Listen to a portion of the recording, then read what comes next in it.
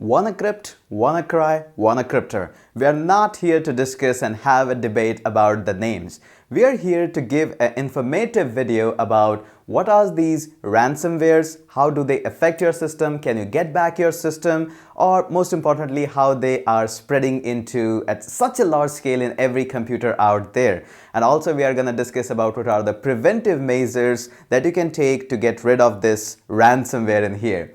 So let's get started and roll that intro.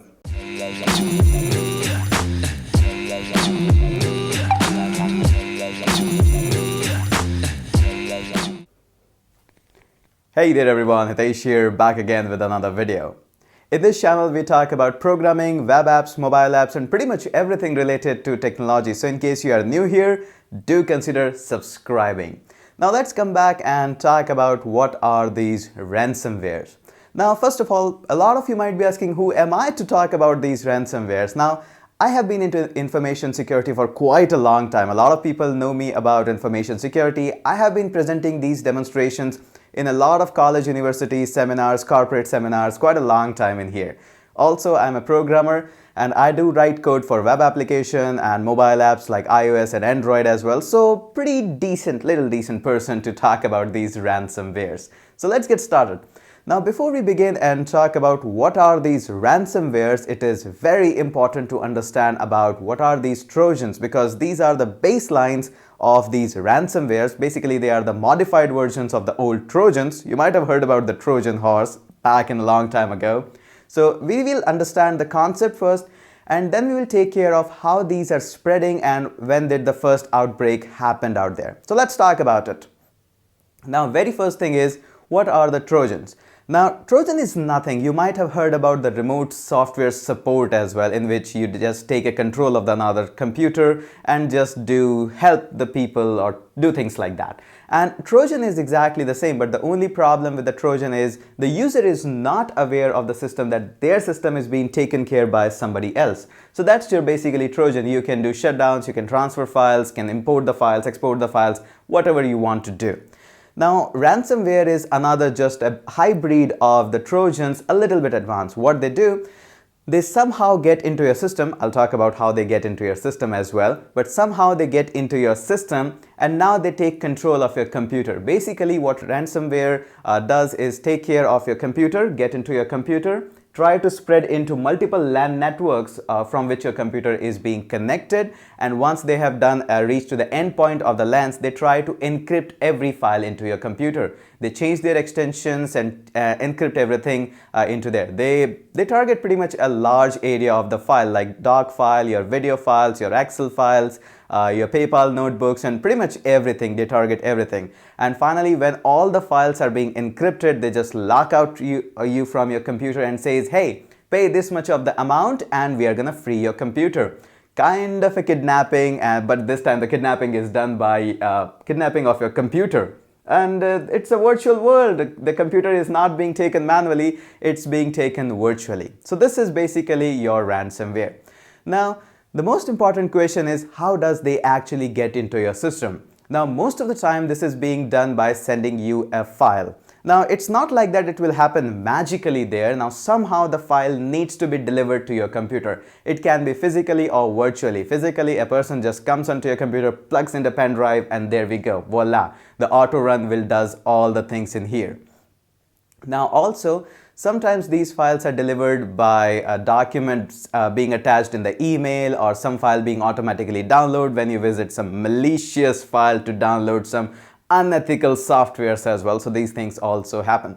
Now, until and unless you allow those files to enter into your computer, nothing will happen at all. But we all are human beings. We do need file to interact with things. For example, when my clients send me a docs, we need to have to open these docs.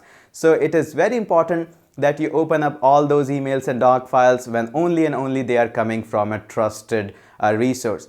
Now, one of the things which we follow up in here, me and along with my interns which just work on some things, I always advise them to keep a virtual box or virtual machine in their system running something like Ubuntu or some Linux like that system, whatever it is. And whenever the client or new client approaches us, we trying to open up all of the documents in that file. Usually we ask the client to just put every information into Google Docs, which we have made, and only paste them there so that we can check them, and Google manages security for us.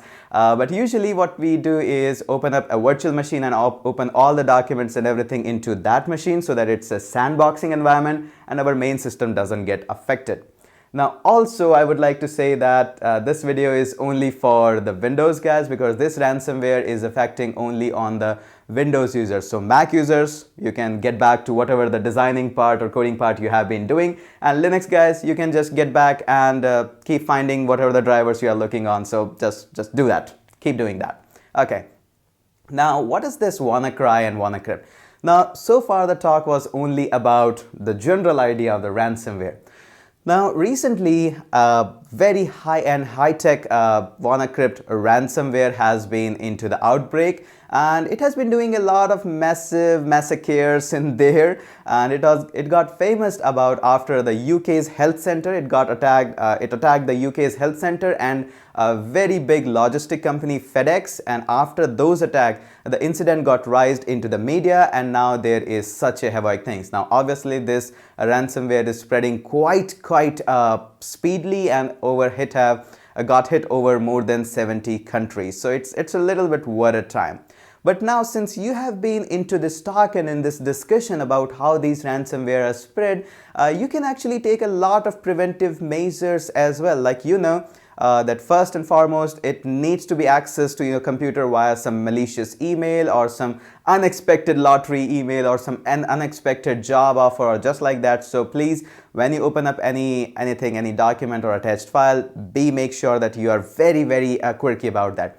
Now, one of the main reasons why this ransomware is spreading around is because people haven't updated their Windows system.